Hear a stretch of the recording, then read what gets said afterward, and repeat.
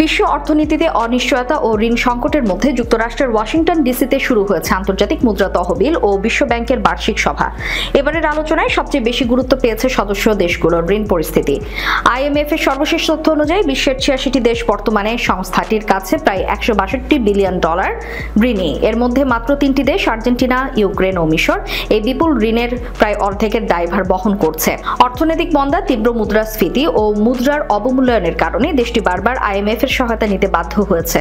২০১৮ সালে Argentina IMF থেকে $৫৭ billion একটি রেকর্ড ঋণ নেয়, যা সংস্থাটির ইতিহাসে সবচেয়ে বড়। IMF এর দ্বিতীয় বৃহত্তর ঋণ গ্রহীতা ইউক্রেন, যার ঋণ প্রায় $১৪ বিলিয়ন। রাশিয়ার সঙ্গে যুদ্ধ শুরু হওয়ার পর দেশটির বৈদেশিক ঋণ দ্বিগুণ বেড়ে গেছে। ২০২৩ সালে IMF ইউক্রেনের জন্য $১৫.৫ বিলিয়ন ৪ বছর মেয়াদী ঋণ কর্মসূচি অনুমোদন করে। বৈদেশিক মুদ্রার ঘাটতি, উচ্চ মুদ্রাস্ফীতি ও বাজেট ঘাটতির কারণে দেশটি বারবার IMF এর সহায়তা নিতে বাধ্য হয়েছে।